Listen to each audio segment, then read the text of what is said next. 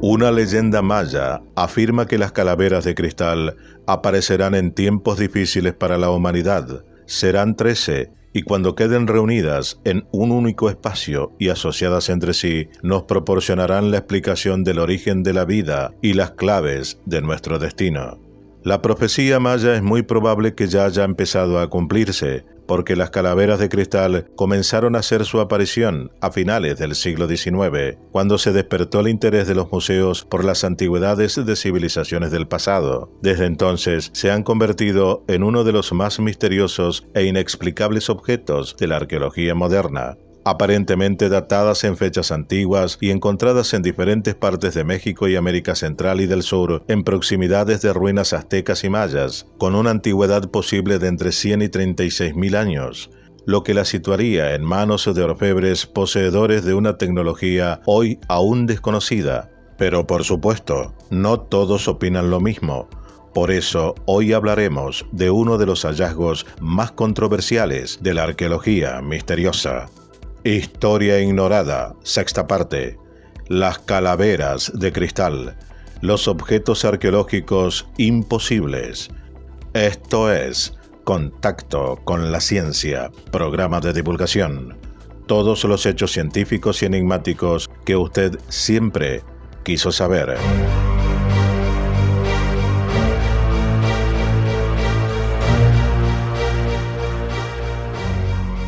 Desde su aparición, las calaveras de cristal y su autenticidad han estado sometidas a debate.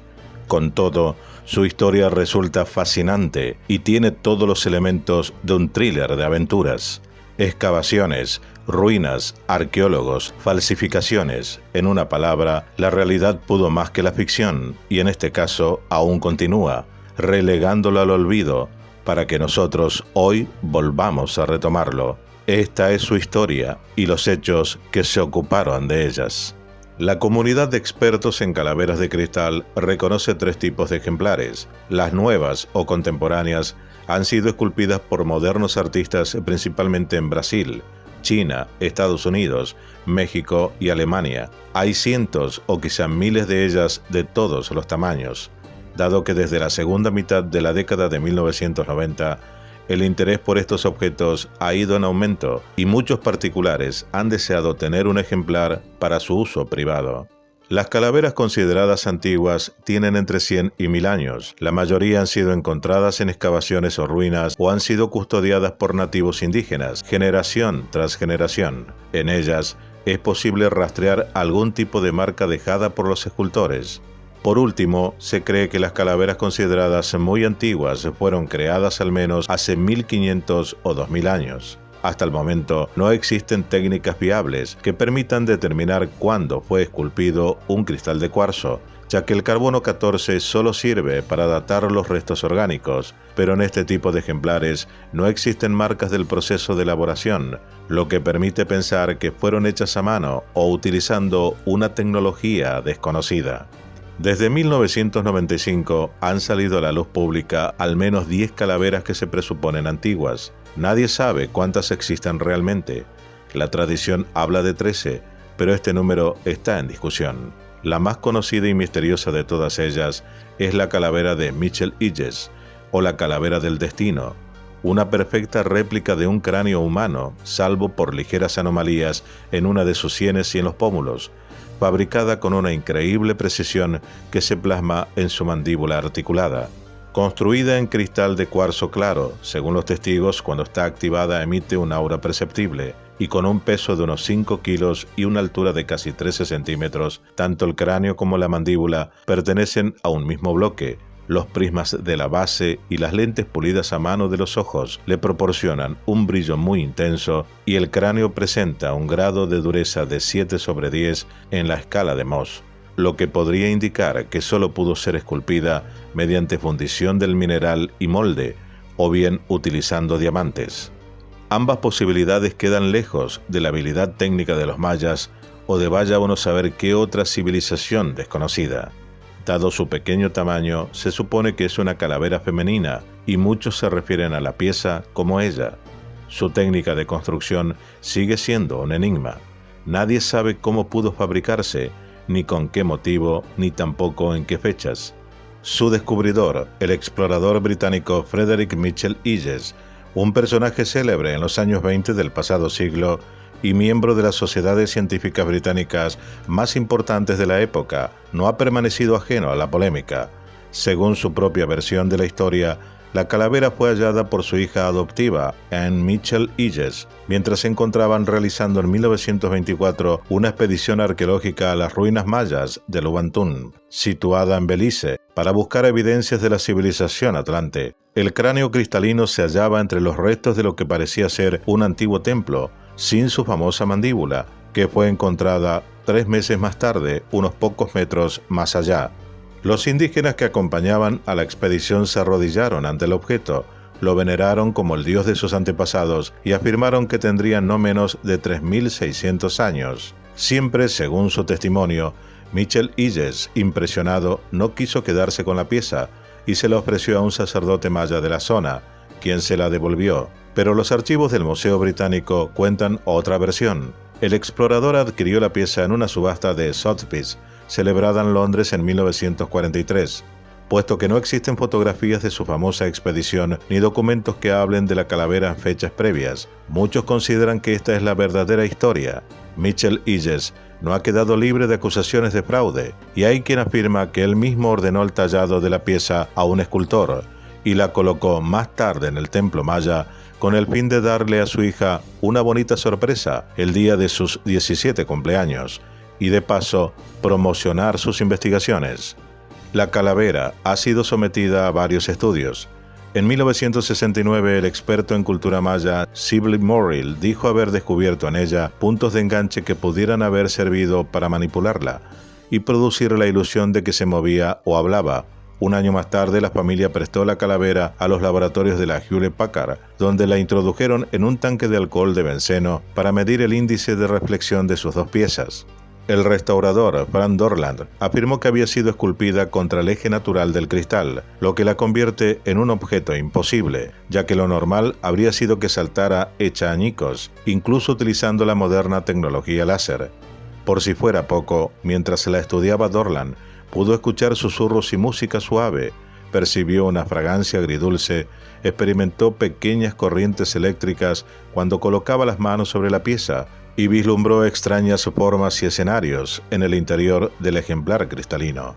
Puesto que el microscopio no encontró rasguños o marcas que indicaran el uso de herramientas de metal, Dorland sugirió que podría haber sido esculpida con diamantes y sus detalles con una solución ligera de arena siliconada y gelatina. Semejante tarea habría supuesto un tiempo de creación por parte de los orfebres no inferior a los 300 años, en los que generaciones de artistas mayas, o vaya a saber quién, se habrían afanado día tras día en su elaboración.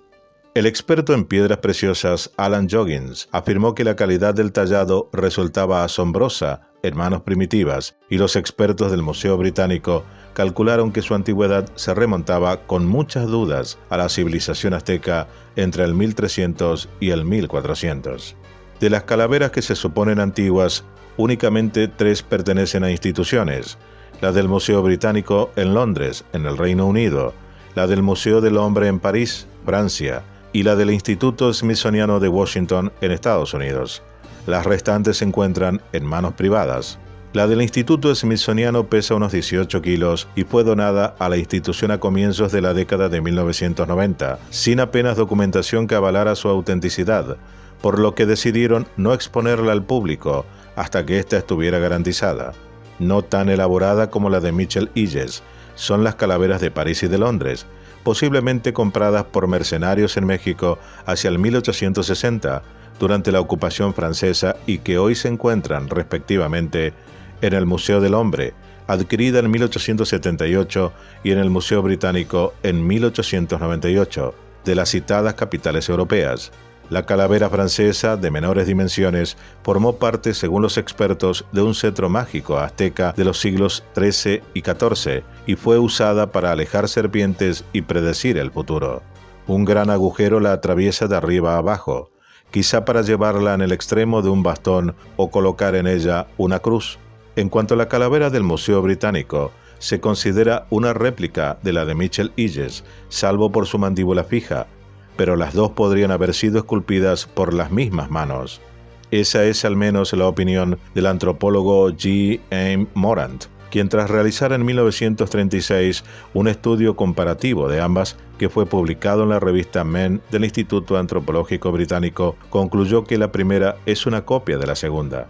En 1950, la calavera del británico sufrió un nuevo examen y se determinó que había sido esculpida con cuarzo brasileño hacia el año 1400 o 1500. La etiqueta que la acompaña desde entonces en el museo dice probablemente azteca. Pero al repasar el origen de estas fascinantes esculturas cristalinas, no podemos olvidar al elusivo Eugene Boban, presuntamente la persona que, según la documentalista James Walsh del Instituto Smithsoniano en Washington, está tras su venta. Se trata de un personaje enigmático, del que se sabe apenas nada, salvo que era un coleccionista francés que pasó más de 2 décadas de su vida en México, y que fue quien supuestamente adquirió la pieza que después vendió a la Galería Tiffany's, que la tuvo en su poder hasta que el Museo Británico la compró por 120 libras. Curiosamente, Boban había intentado vender el mismo objeto con anterioridad al Museo Smithsoniano, y también fue él quien vendió otra calavera similar a un coleccionista particular que después la donó al Museo del Hombre de París, donde aún sigue. Hace más de 2 décadas, la BBC, en colaboración con el Museo Británico y Producciones Everyman de Londres, practicó pruebas a varias calaveras de las consideradas antiguas utilizando un microscopio electrónico. Entre los ejemplares examinados estaban las piezas llamadas Sha-Na-Ra y Max. Por su parte, el Museo Británico brindó su propio ejemplar y otro tanto hizo el Instituto Smithsoniano. Anne Mitchell Eges, propietaria en ese momento de la calavera del destino, declinó la invitación, aduciendo que su ejemplar ya había sido suficientemente estudiado en el pasado. Los resultados mostraron que las calaveras del Museo Británico y del Instituto Smithsoniano no eran antiguas, sino que habían sido esculpidas usando métodos de joyería propios del siglo XIX. En cuanto a Sha-Na-Ra y Max, aunque oficialmente no se hicieron públicos los resultados, según el investigador Charles C. Pelton, fuentes confidenciales le indicaron que se había determinado para ellas una antigüedad de 5.000 años. Unas calaveras podrían ser falsificaciones y otras no. Precisamente ha sido la calavera del británico, sobre la que los cuidadores del museo y algunos visitantes aseguran que tiene voluntad propia, y se mueve en el interior de la vitrina de cristal en la que ha estado expuesta durante años, la que ha reabierto el debate sobre su verdadera datación. Hace algunos años, en el 2007, un nuevo estudio dirigido por Ian Freestone, profesor de Historia y Arqueología de la Universidad de Cardiff, en Gales, el Reino Unido, y jefe de un equipo de investigación del Museo Británico, apuntaba que el microscopio electrónico había mostrado marcas de herramientas rotatorias imposibles de encontrar en la artesanía maya, civilización que no conoció la rueda. En su opinión, la técnica de esculpido propia de la joyería alemana del siglo XIX indicaba casi con seguridad que la calavera de cristal británica era una falsificación. A pesar de ello, ningún otro objeto de la colección del museo ha merecido tanta atención por parte del público y de los seguidores de la nueva era, y es que las calaveras portan consigo una leyenda de poderes sanadores y extrasensoriales. La llegada de la pieza al Museo Británico fue el inicio de extraños acontecimientos, desplazamientos repentinos de objetos, olores y luminosidad inexplicables, hasta que el personal de limpieza, aterrado, consiguió que fuera cubierta por un paño en horario nocturno. El doctor Colin McEwan, del Museo Británico, ha explicado que la calavera sigue siendo hoy objeto de culto, que en su presencia se han practicado sesiones de espiritismo y que ante ella algunas personas entran en trance y hablan en lenguas desconocidas. Los que creen en los poderes místicos de estos objetos han acusado al museo de esconder la calavera de la vista del público y estar bloqueando así la energía cósmica que contiene. El propio profesor Freestone tiene serias dudas sobre si llegará a convencer a los devotos de las piezas de cristal. Dijo: tan pronto como descubrimos las marcas surgieron voces que afirmaban que éstas fueron hechas con posterioridad. A la gente le gustan los misterios, afirmaría. En cualquier caso, es un fantástico objeto que más allá de su datación, incluso a él le ha impresionado. Hasta el momento no existen procedimientos científicos que permitan determinar con precisión el origen del cristal de cuarzo, ya que el carbono 14 solo sirve para los restos orgánicos. La única forma de datar una pieza de cuarzo es encontrando en ella marcas de los utensilios utilizados en su elaboración. Si el debate sobre la antigüedad de las calaveras de cristal permanece abierto, otro tanto sucede con el de su utilidad. Al respecto se manejan varias hipótesis. Computadoras de la antigüedad que contienen información que puede ayudarnos a pasar a una nueva era de oro. Instrumentos sanadores utilizados por las antiguas civilizaciones. Inductores de estados alterados de conciencia, ya que muchas personas aseguran haber experimentado en su presencia trances, curaciones físicas y mentales, o cambios positivos en su vida. Y lo curioso es que similares fenómenos suceden también con las calaveras modernas. En 2001, el investigador de las calaveras de cristal, Joshua Shapiro, y otros estudiosos inauguraron el Centro de Investigación de Misterios del Mundo, con sedes en Holanda y en Estados Unidos.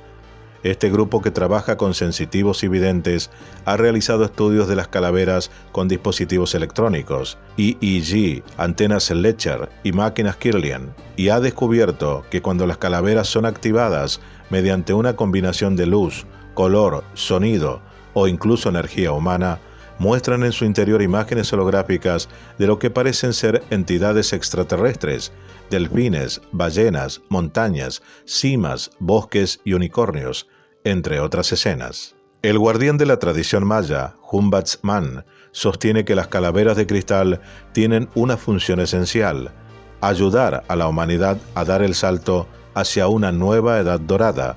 Según su tradición, estos objetos almacenan gran cantidad de información y tienen el poder de despertar nuestra memoria y retrotraernos miles de años atrás en el tiempo.